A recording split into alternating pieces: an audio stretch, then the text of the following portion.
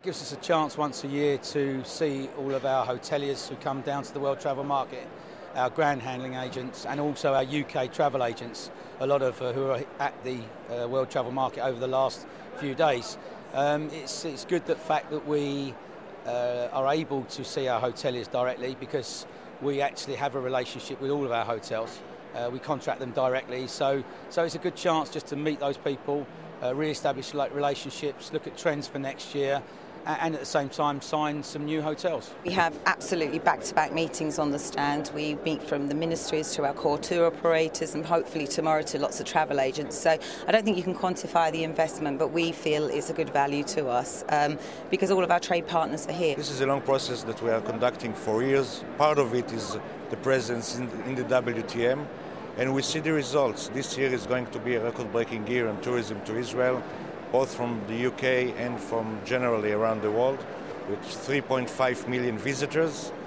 We anticipate next year to be even much better. The Guild has gone from a traditional trade association of just networking events to a whole business series of proactive development processes. So companies can join the Guild and we will actively help support and develop their businesses in Asia.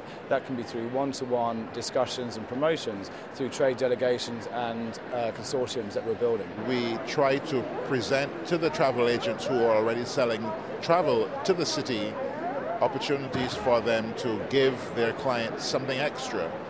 Behind me is the word more, which is what visitors can experience if they explore more than New York City.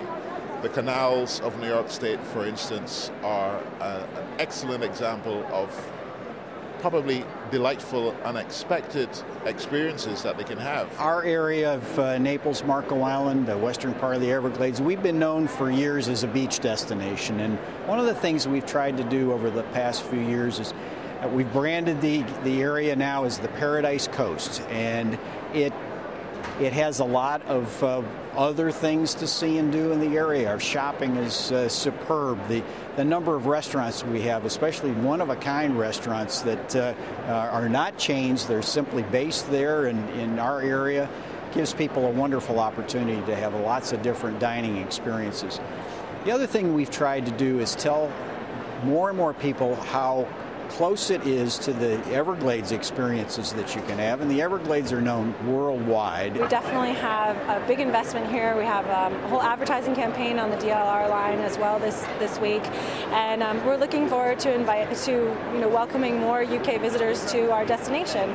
We have some big news happening this week, actually tomorrow. Allure of the Seas, the largest cruise ship in the world from Royal Caribbean, is going to be making her debut at Port Everglades in Fort Lauderdale. WTM is certainly one of obviously the largest events. So in making the investment, it's absolutely critical that all of our partners feel satisfied with what they get. It ranges depending on, we've got DMOs here, we've got provincial marketing organizations here, we've got individual suppliers here. So it really, it depends on the nature of the business that they're promoting here. But we are anecdotally seeing and hearing about a lot of contracts that are being discussed here.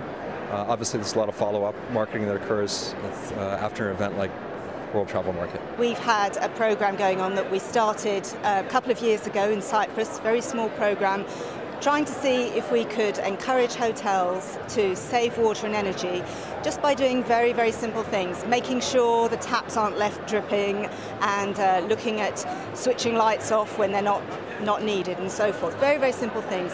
It went really well in Cyprus 2 years ago, and we extended the program in Morocco. In Morocco last year, where the program was on water, and we found that just by these simple maintenance activities, hotels there were able to save in the region of enough water to fill an Olympic swimming pool every month, and that was just between 45 properties that were involved in the initial study. The average booking value is up, which suggests to me that the less wealthy clients are not travelling, and the more wealthy clients are still travelling, or travelling more indeed. A bit of an acquisition of market share going on. Still great opportunities, and of course that ultimately the large tour operators are generally the losers in that environment because the smaller ones get stronger. My position is sporting ambassador for tourism, is to make people aware that we're not just good sportsmen, but also to understand that we come from a very serene, fantastic Caribbean island, and people ought to understand not just the name of Dwight Yorke or the person of Brian Lara, but also our background and our country that we come from as well. And I think, you know, people should just judge you from your achievement, but also judge you from the culture that you come from. 2010 has been a very interesting year so far. With the whole change of the government, spending review, the big society, all that kind of stuff, it's meant there's been a lot more of an emphasis on localism, about having communities getting more of a say in what they do and what they think and things like that. And that's where Hidden Britain comes in. We work with communities to help them help themselves, helping them bring together businesses, local people with interest in what they're doing, and using tourism as a driver to, you know, regenerate local economies, bring more interest locally, get people really engaged in doing what they're doing about where they live.